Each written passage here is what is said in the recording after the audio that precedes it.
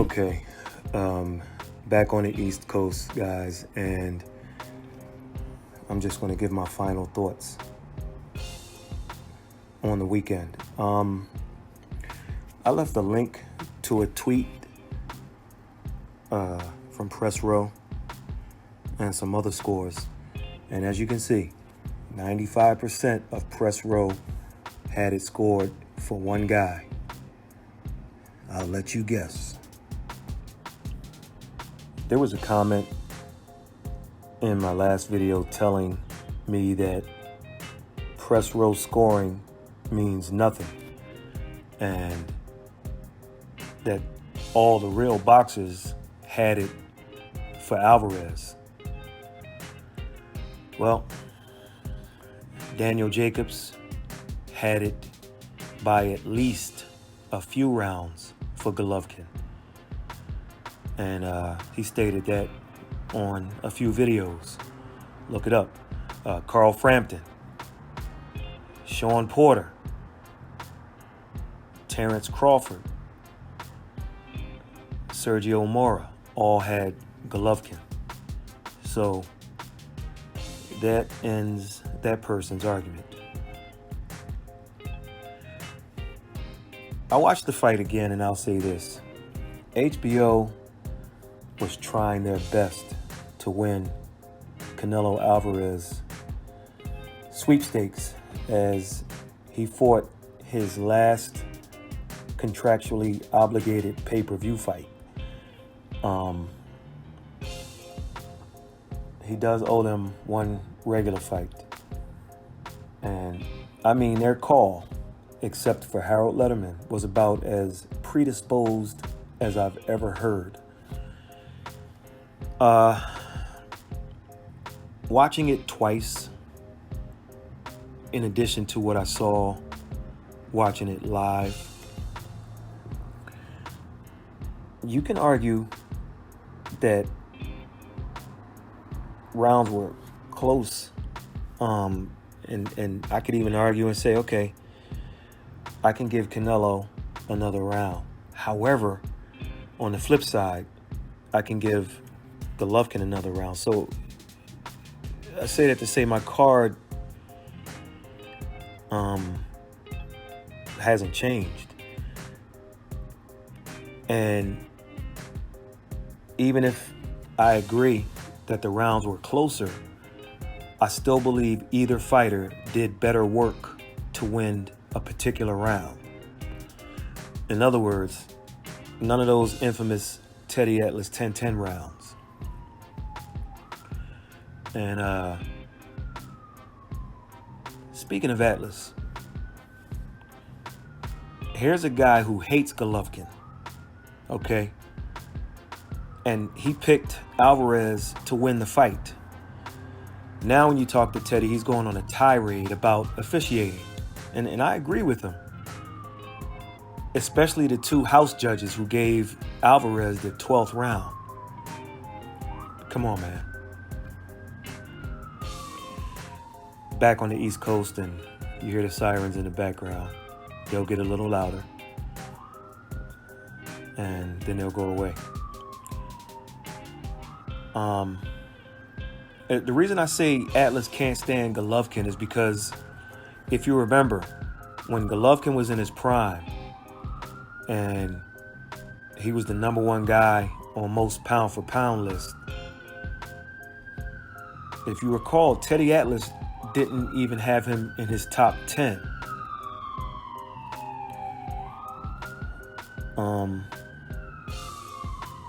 These sirens are killing me. It's kind of weird. Oh, man. Come on.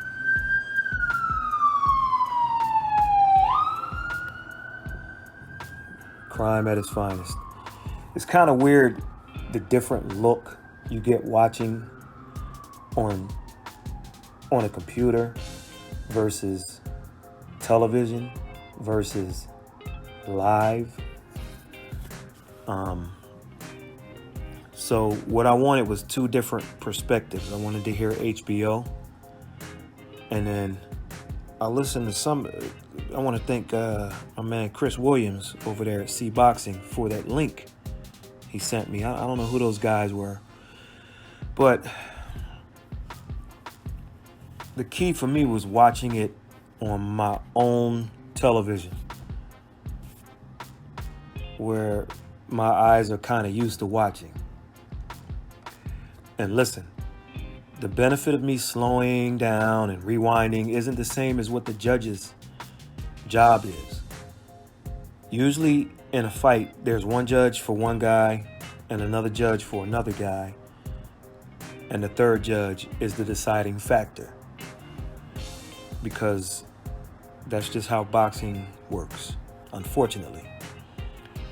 I can't help but think Team Golovkin thought Dave 116-112 Moretti, who gave Golovkin a 115-113 card in the first fight, would be on their side.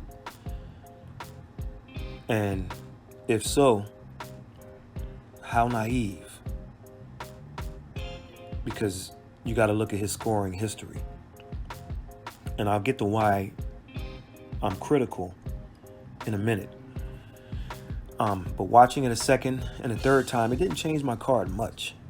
I still can't see a draw or a Canelo win. And that's about it for me. I'm not going to watch it a fourth time. But here's the point I wanted to make in my initial recap that I don't think quite hit home. We've seen Golovkin score 22 knockouts in a row. 22, count them. So when he doesn't score a knockout, subconsciously, we think he struggled. Oh, he got exposed by Jacobs. Oh, he couldn't knock Canelo out. Well, I've got news for you, faithful listeners. If you watch the fight again, Gennady Golovkin put on a boxing clinic. Now, I know this is nearly impossible to do, but try not to look at the fight as Gennady Golovkin fighting an opponent. You know, the guy with 22 knockouts fighting an opponent. Look at it as two guys you've never seen. Subconsciously, once again, since Golovkin chose to box, people automatically gave Canelo mad respect for standing in there and fighting. Fair enough. That's fine. But he got outboxed. You understand? You follow what I'm saying? An all-time great knockout monster chose to follow his amateur pedigree and outboxed the boxer. But subconsciously, he didn't get credit for his outstanding work, because subconsciously, everybody says to themselves, if G doesn't knock Canelo out, he's going to lose on the cards. I mean, let's be real here. How many of you said that to yourself or had 10 friends who said it to you? Okay, go back a month ago and think about it. Go back 2 months ago. How many people said, including yourselves, if you're real, if he doesn't knock Canelo out, he's going to lose? All right, give me that much. Be real with me. But for him to go out and box this kid's ears off and lose his titles like that is a shame. Listen, you can't say the judges scored it properly and then say, well, hey, Golovkin knew he needed a knockout in order to win. That doesn't make sense. Either you think the judges did a good job, or you think some shenanigans went on in both fights. You can't. Guys, you can't have it both ways. Remember, we are fans, okay, and media. We can say that. But if a judge isn't supposed to say to himself, okay, I'm going to give Canelo every close round, or if Golovkin doesn't hurt him or drop him, I'm going to score for Alvarez. We can say that they're going to do that, but a judge can't. But we can't say it and then say it was scored correctly. It doesn't work that way. You can't have it both ways, guys. You can't have it both ways. You understand? If you say Golovkin knew he needed a knockout before the fight to win, what does that really say? What are you really saying when you say that? What you're saying is, you know how Vegas judging is, right? So if you say that, then after the fight, you can't say, well, I had no problem with the scoring. It doesn't work that way. You can't have it both ways. Either you say, I had no problem with the scoring, and it shouldn't matter how Golovkin chose the fight as long as they score it correctly. Or you say, Golovkin needs a knockout in order to win. He fought a certain way, and the judges scored it wrong. Because you know how Vegas works. You can't have it both ways. You can't say I have no problem with the scoring, but then say, he needed a knockout. He knew that before the fight. By saying that, you're admitting that judging is corrupt. You can't. It doesn't work both ways. Now, Abel Sanchez's game plan was to have Golovkin turn the heat up and become the 2010 version of himself. Just attack like Triple G Tyson and try to get this kid out of there like he used to do. Now, allegedly, Golovkin went against Abel Sanchez's game plan and decided to box instead. And box he did. Man, I'm telling you, if you watch him jab, move, reset, it was something to behold from the old man. I mean, much better than his first fight. I mean, he did a lot of tricks in there that only a keen eye can observe.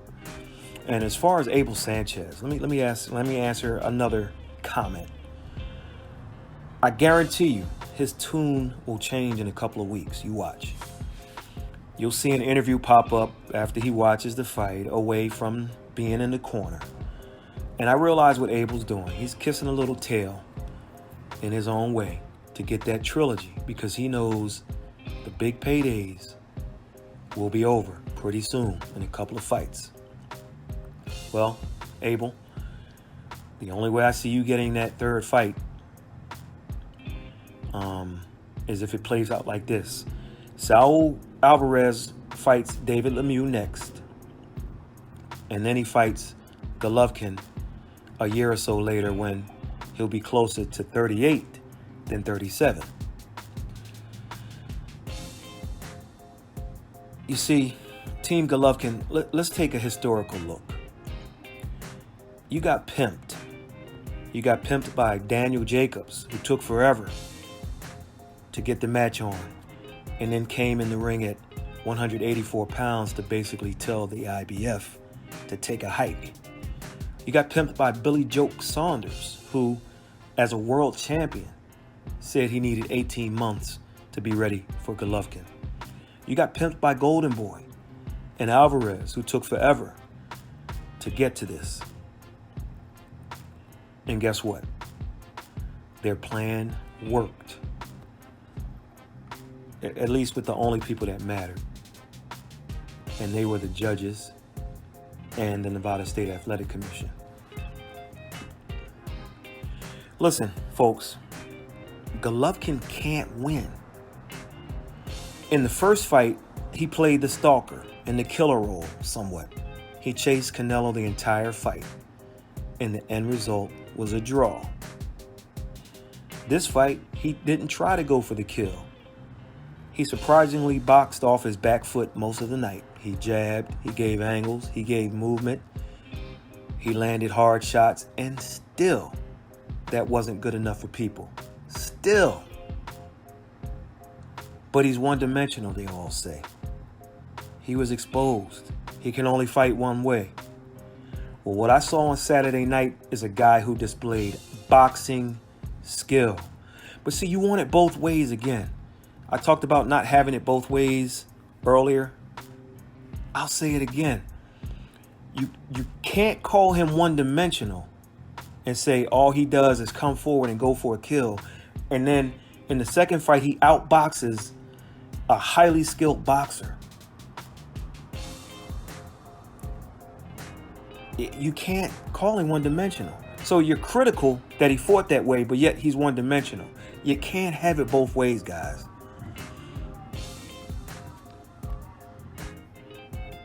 By the way, anyone hear about how the drug testing went for this fight? I would have preferred straight up VADA testing and not the WBC clean boxing program VADA testing. There's a big difference, folks, and there's also a conflict of interest. You're speaking in terms of a sanctioning body overseeing drug testing. Once again, a Mexican sanctioning body at that. Golovkin, you got pimped. Anyway, Golovkin will be too old once the third fight happens. While Alvarez will fight Lemieux on regular HBO, I'd advise Golovkin to go to Japan, chase the biggest money fight with Ryota Murata. Murata has one of the 75 WBA middleweight titles out there, and it'll create the perception. Remember, this is boxing, and perception is reality, it seems. It'll create the perception that he's won another belt and can unify with Canelo in mid or late 2019. So, and in order to market it a little bit, Murata's fighting next month in Las Vegas on a top rank card. He fights Golovkin, and that fight will take place in Tokyo, Japan, and they'll get about 60,000 fans in the Tokyo Dome to help cover the purse. I think he should go for it. If both he and Canelo win, then maybe we'll get a trilogy. But I gotta wonder if Golovkin and Sanchez will be on the best of terms by then. I think they need to have a philosophical meeting. I'd like Tom Lawford to also be present at that meeting when it takes place. I like Canelo's body work, and I'm critical of Golovkin for his lack of the same. I can also criticize the game plan if you know what you know. That doesn't mean he lost. It just means he wasn't willing to play politics. It might also mean his body wasn't going to allow him to do it, so he decided to take a different approach. That may explain why he allegedly went against Abel Sanchez's game plan. I noticed Golovkin looked tired while Canelo's stamina held up, which makes me a bit suspicious. If I'm Golovkin and I go to the UK or Japan or Vegas again to fight, I'm bringing my own food, my own water, my own Vaseline, my own adrenaline, or whatever else. I'm not taking anything from anyone not related to my team. No bottles of water, nothing. I'm a conspiracy theorist, and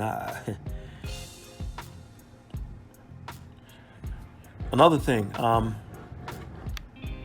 Golovkin, he's not fully Americanized. He's been living in America for a few years, but so sometimes he'll say things from a cultural standpoint that get translated incorrectly by us. Also, sometimes he follows what his team says because he believes it's the right thing to do. I say that to say this. Getting the first loss on your record hurts. I dig it. But you have to stay in the ring and do the post-fight interview, no matter how much it hurts. Now, I don't know if it was his decision to leave the ring or if he followed his team's orders, but I have to be a bit critical of that and to go along with that lack of body punching. So he's not without criticism. For Canelo, he survived. I think he got his butt kicked, but he survived and got the decision. I just thought it was a boxing exhibition. Overall, though, it was a fight boxing needed. A good night. Not great, but boxing needed it. It was also a good fight for Golden Boy Promotions. They needed it, and the fact that they want Canelo to go again in 2018 tells you they want to bank another payday for the company to close the year out. And it's a good move. That, along with the fact that he's been off for a year prior to Saturday's fight. Now, the cut he suffered might cause a delay, but he can get one more. He can get one more in before 2019 for sure, and then come back in May of 2019. If I'm Team Canelo, if I'm Team Golden Boy, I would strongly consider taking 2 fights before the third fight with Golovkin, and then see him in September of 2019 instead of May. He'll have been definitely aged to a point where I think that Canelo would be a nice betting favorite. Canelo Alvarez's resume will not be questioned as much as his decisions have been. He has a resume that can't be criticized. Some of his wins make him this generation's Oscar De La Hoya, his boss. As with Oscar, he fought big fights, won controversial decisions, and fought guys at the right time. So Golovkin is Canelo's Pete Whitaker or Chavez Sr., guys who were past it but still dangerous. For the record, I thought the older Whitaker beat Oscar when they fought, and so did Oscar. If you watch his reaction when asked why he thought he won against Whitaker, if you watch his reaction, that it pretty much lets you know that he didn't think he won. Sorry about this background noise, man. They are killing me. But it was a good fight weekend. Vegas was fun. And as I stated in my previous video, I did go see Boys to Men. Maybe I'll add a short clip of it at the end of this, but I'll turn the sound off because I want the points on this video, and I don't want them to hit me with the copyright thing.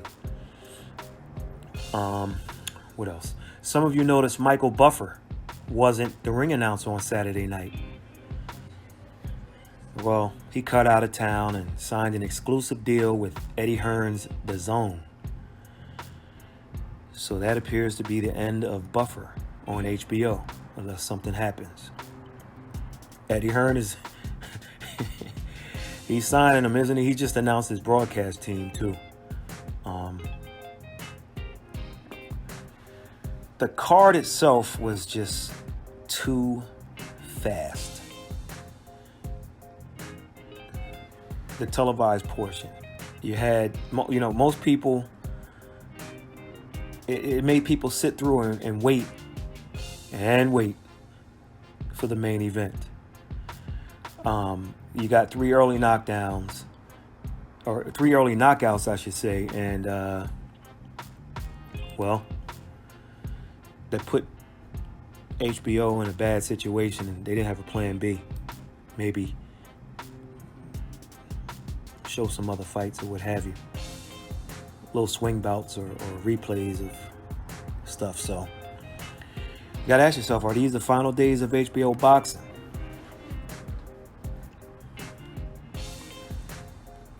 As far as the undercard, man, did you see that hook David Lemieux threw? Did you? Spike O'Sullivan didn't. I'll tell you that much. I don't know if you guys saw the final press conference, but O'Sullivan talked so much junk to Lemieux that you knew something was going to go down from old spiky old boy. And then he did it again at the post weigh-in interview. Oh my God, he was lighting Lemieux up. And then he goes in there and doesn't last one round. Chocolatito looked good, but it was against a guy who he should have looked good against. But man, he laid old boy out. My God. And Jaime Munguia. You better keep an eye out on this guy. I mean, he's going to be a tough out, and he's only going to get better. At 21 years old, he's starting to get a little technique, getting his punches there quicker, and he's gonna be a problem.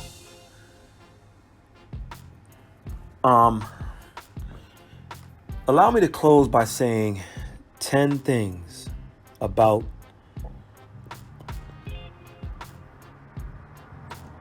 my videos about the weekend in Vegas and about next week's big heavyweight fight.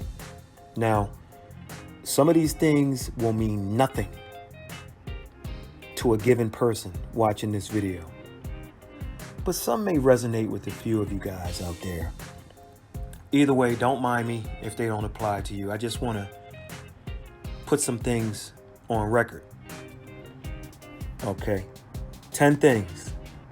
Some you're not going to give a damn about. Others you might holler if you hear me. Number one, I want to apologize to some people I went back and forth with in the comment section of the last video. Some people are idiots, and I'm an idiot too. But that's not what this channel is about. Nevertheless, my banter back and forth with people isn't serious, even though it may have sounded that way. I like to keep it boxing on this channel, and if that means I don't get 25,000 subscriptions and what have you, that's okay. But I like to keep it boxing. However, if I get commentary like that in the future, I'm not going to delete your account. I'm not going to delete your comment. I'm not going to block your account. More than likely, I'll ignore your comment. If I choose to respond, just be prepared to take as good as you give. I'd prefer not to be that way, but sometimes people get ridiculous with their commentary. And I played to it in the last video, and I'm sorry if I offended anyone. We want to keep it boxing here, but if we have to go elsewhere, then, well, I'll take it on a case-by-case basis.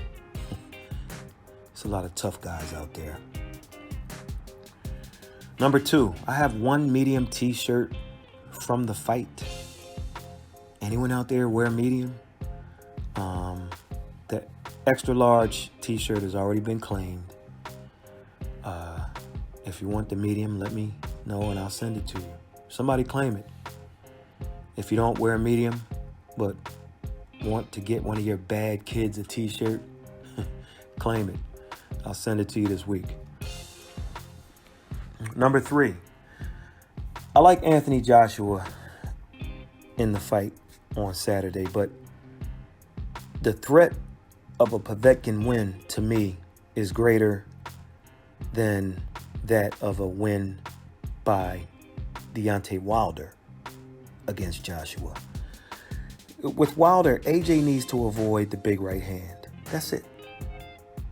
And although Klitschko dropped AJ hard with the right hand, the delivery and the timing and the accuracy is different from a Klitschko as opposed to a Wilder. First four letters of his last name, Wild. Povetkin, on the other hand, is a two-fisted fighter. AJ's weakness, in my opinion, is seeing the left hook. And Povetkin has one of the best left hooks in the business. If Anthony Joshua didn't spend time in camp over and over and over and over and over and over, avoiding and blocking the left hook, he might get dropped in this fight. Stay tuned. And if you want to see what I'm talking about, check out Anthony Joshua's fight with, what's my man's name? Check out Anthony's fight with,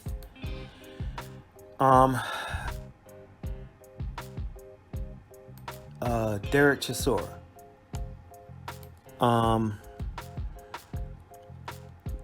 In that fight,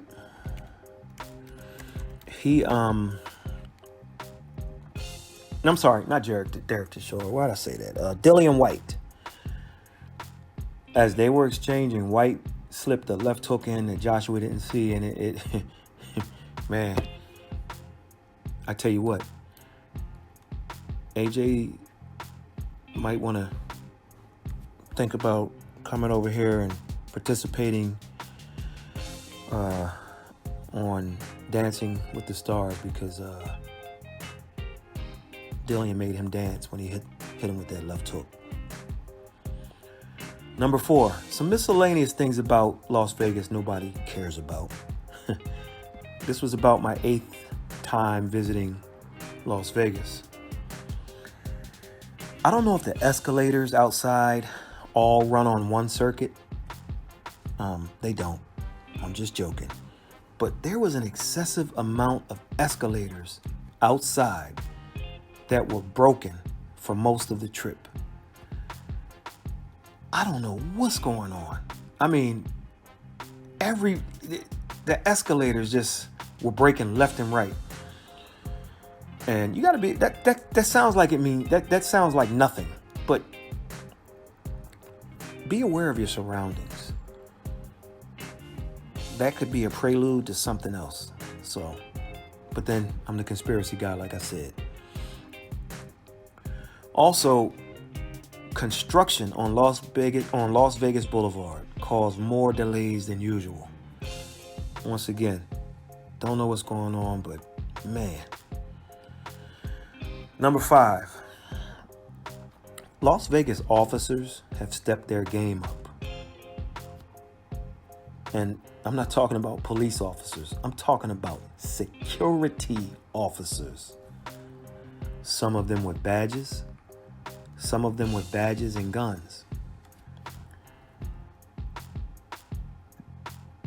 That doesn't give them the license to be a tough guy or a control freak or an attention seeker. Yet, I saw it happen over and over with a few security officers during the week, including an incident with me. Once again, everybody's a tough guy these days. I mean, look. So, I don't know. But enforcement is enforcement, but it doesn't mean that you go inorganic with it and just make it happen. No. You're there to detect. As a security officer, you want to detect and deter. See a situation before it happens and stop it from happening by just making your presence known. That's all you need to do a lot of times. And someone to go somewhere else. Number 6, I visited the future home of the Las Vegas Raiders. And my advice would have been, they should have built that stadium in Henderson, Nevada, somewhere like 20 minutes away from the Strip.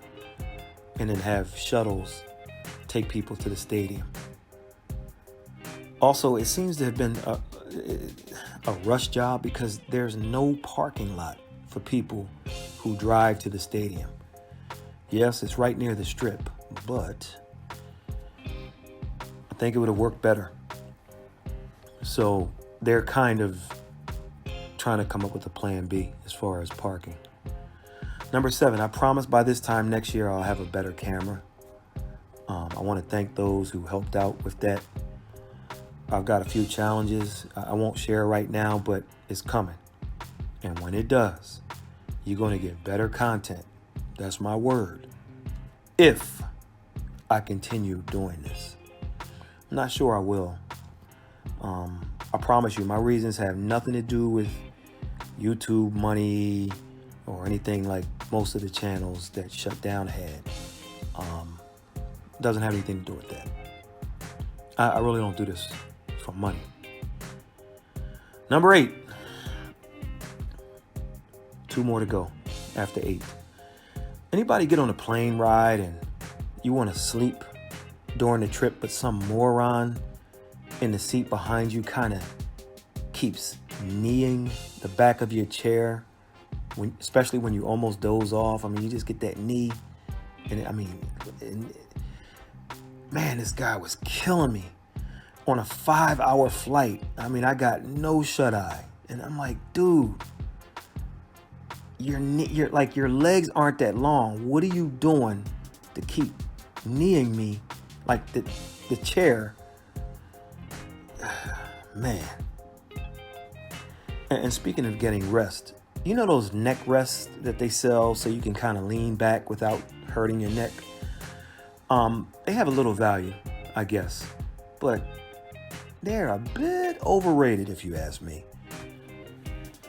Then we ran into turbulence as we got back east, and the pilot kept saying, "Everyone in their seats, please fasten your seatbelts." For those of you who are standing, go back to your seats, and everyone that's in your seats, fasten your seatbelts. And maybe it's me, but if I'm sitting in my chair at 60,000 million feet, how much is a seatbelt going to help me in my chair? Come on, man. I mean, really? Number 9. In life, when a dilemma comes your way and you are with your brother or someone you love, make sure you have your brother's back. And by brother, I mean your blood, of course, or someone who is your true friend. Because you never know what kind of situations you might run into out in this evil world. So keep your eyes open. There's always a target on some people's backs. And number 10, fellas, if you have a woman out there, a wife, a mother, a girlfriend, a significant other, make sure you love that woman with all your heart and mind. Life is short, and be thankful you have someone in your life to love. You don't know how blessed you are.